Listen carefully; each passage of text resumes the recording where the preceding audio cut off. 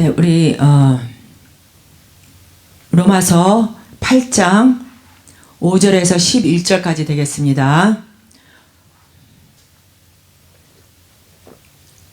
로마서 8장 5절에서 11절까지 우리 다 같이 합독하시겠습니다.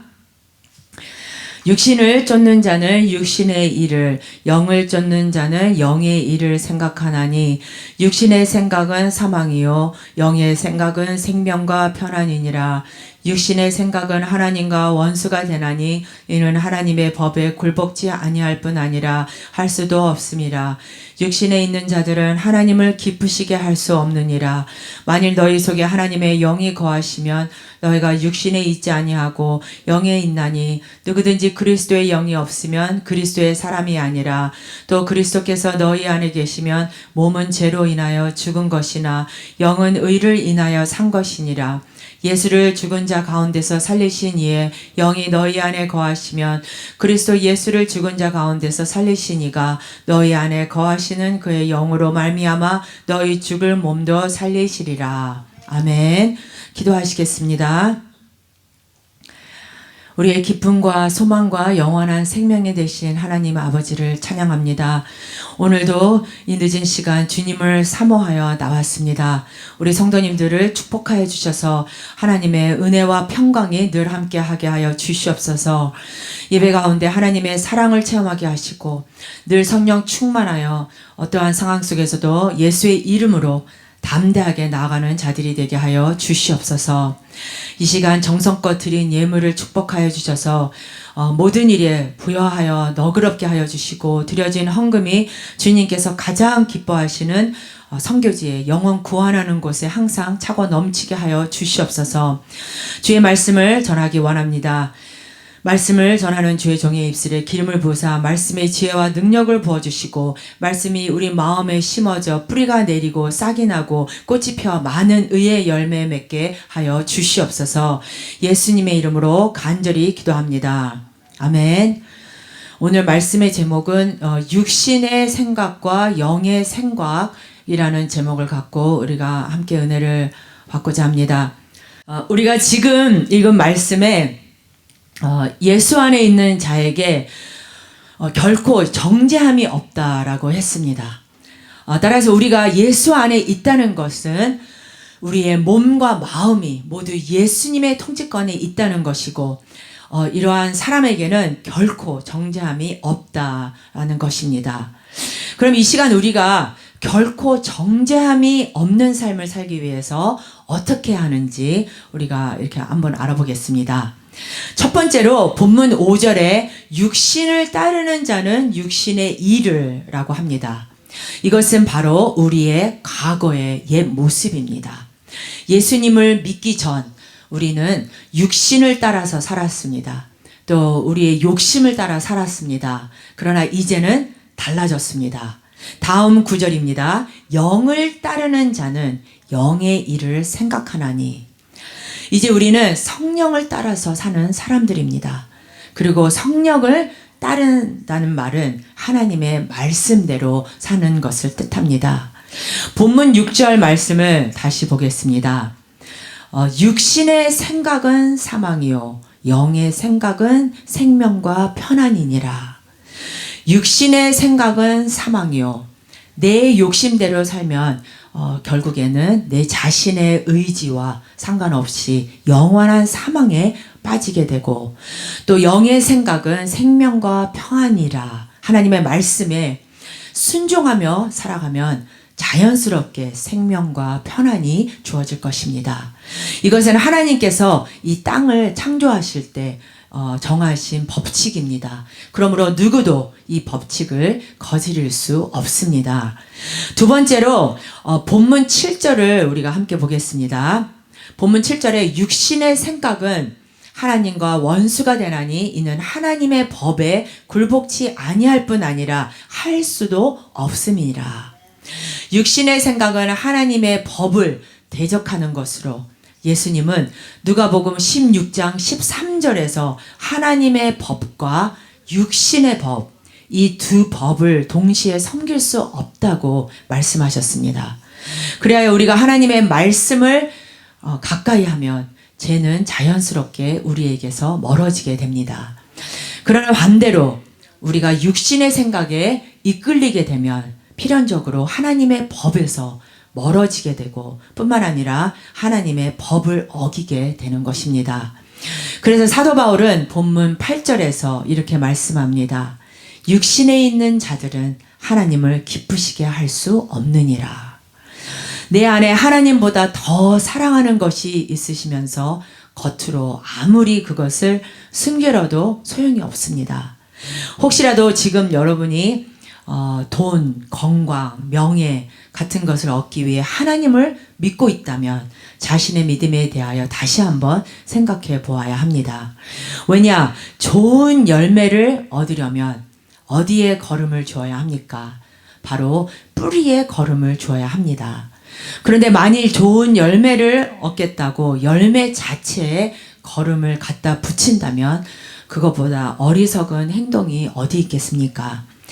돈, 건강, 명예 같은 것들은 바른 믿음을 가지게 되면 그 믿음의 분량에 따라 하나님께서 거저주시는 것들입니다. 하지만 우리의 믿음이 자라지 못하는 가장 근본적인 원인은 바로 이것이 뒤바뀌어 있기 때문입니다. 우리가 하나님의 뜻대로 살기에 힘쓰면 믿음의 분량에 따라 하나님께서 나를 높여주시는 것입니다. 그러므로 우리 성도님들은 먼저 주님을 사랑하시기 바랍니다. 그 무엇보다도 먼저 주님을 사랑하고 주님을 알기에 힘쓴다면 시편 91편의 다윗의 고백처럼 하나님께서 우리를 모든 환난에서 건지시고 높이시고 우리의 모든 간구에도 응답하십니다. 출애굽기 20장 4절에서 6절 말씀입니다. 너를 위하여 새긴 우상을 만들지 말고 또 위로 하늘에 있는 것이나 아래로 땅에 있는 것이나 땅 아래 물속에 있는 것에 아무 형상이든지 만들지 말며 그것들에게 절하지 말며 그것들을 섬기지 말라. 나 여호와 너의 하나님은 질투하는 하나님인즉 나를 미워하는 자의 죄를 갚되 아비로부터 아들에게로 4대까지 이르게 하거니와 나를 사랑하고 내 계명을 지키는 자에게는 1000대까지 은혜를 베푸느니라. 성도 여러분, 하나님은 우리에게 한량없는 1000대에 이르는 은혜를 베푸시지만 우리가 계속해서 육신의 생각에 얽매이면 어떻게 되겠습니까? 하나님은 우리를 사랑하시지만 우리가 육체의 생각대로 세상에 속하여 산다면 죄의 법 아래 사로잡혀 내 지체가 죄에 사용되는 것을 체험하게 됩니다. 그리고 그로 말미암아 말로 표현 못할 비참함을 느끼게 됩니다. 그러나 하나님은 우리가 마귀의 종이 되어 육신의 생각에 빠져 있을 때 어떻게 해서라도 회초리를 들어서라도 우리를 영의 사람으로 바꾸시는 것입니다. 혹시 여러분에게 어떤 시련이 있으십니까? 그것은 하나님이 여러분들을 지극히 사랑하시는 까닭입니다. 내게 고난이 있다는 것은 하나님이 아직도 나를 포기하지 아니하시고 사랑하신다는 것을 깨달으시기를 바랍니다. 세 번째로 그렇다면 누가 그리스도의 사람입니까? 본문 9절 말씀에 만일 너희 속에 하나님의 영이 거하시면 너희가 육신에 있지 아니하고 영에 있나니 누구든지 그리스도의 영이 없으면 그리스도의 사람이 아니라. 그리스도의 영이 있는 자가 바로 그리스도의 사람입니다. 아무리 윤리적으로 완벽하고 또 도덕적으로 착하게 산다 할지라도 그 속에 그리스도의 영이 없으면 그는 그리스도의 사람이 아닙니다. 요한복음 3장에 보면 이스라엘의 최고의 학자이자 또 존경받는 랍비이자 높은 관원이었던 니고데모가 예수님을 찾아왔을 때 예수님은 그에게 거듭나지 아니하면 하나님의 나라를 볼 수도 없고 들어갈 수도 없다고 말씀하셨습니다. 예수님께서는 왜 니고데모에게 그 말씀을 하셨을까요? 니고데모는 성경 지식이 해박했습니다. 도덕적으로 학문으로 존경받았습니다. 그러나 그는 성령의 사람이 아니었습니다. 그는 영에 속한 사람이 아니고 육에 속한 사람이었기 때문입니다. 그러나 우리는 니고데모처럼 도덕적으로나 윤리적으로나 완벽한 사람이 되는지 모르지만 그럼에도 불구하고 우리는 그리스도의 사람입니다. 왜 그럴까요? 우리에게는 그리스도의 영이 있기 때문입니다.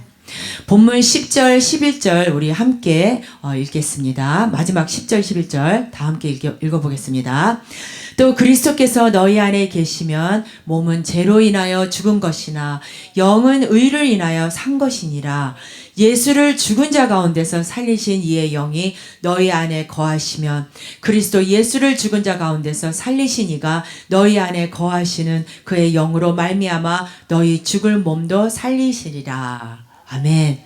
예수님께서 다시 이 땅에 오시는 그날에 우리의 육신은 신령한 몸으로 변화될 것입니다. 그러나 그때가 오기까지 우리는 육체의 욕심을 쳐서 복종시키며 성령의 인도하심을 받는 사람이 되어야 합니다. 그래서 오늘 본문 말씀을 기록한 사도 바울은 예수 그리스도 안에서 자신의 모든 욕심을 배설물처럼 여기고 일평생 오직 예수님의 가르침을 따라 성령의 인도하심에 따라 사람을 살리고 복음을 전하는 삶을 살기에 최선을 다한 것입니다. 사랑하는 우리 성도 여러분, 때론 우리는 부패한 육체 때문에 영과 육의 갈등 속에 고민해야 할 때를 마주하게 됩니다.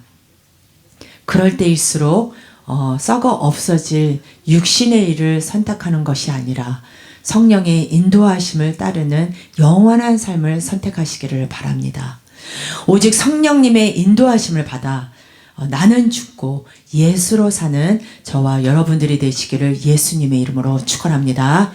우리 다 같이 우리 일어나셔서 우리 기도할 때 우리 주님께 고백하는 그런 시간이 되겠습니다. 우리의 몸은 죄로 인하여 죽을 것이지만 우리의 영은 의로 인하여 살 줄로 믿습니다. 또 우리가 잠깐 세상에 살아가면서 이렇게 죄로 인하여 죽을 몸의 행실에 따라서 살지 않도록 하시고 날마다 성령의 인도하심을 따라 순종하는 자들이 되게 하여 주시옵소서. 이렇게 고백하는 시간이 되겠습니다. 우리 다 같이 주 예수여 세 번 외치고 우리 다 기도하시겠습니다. 주 예수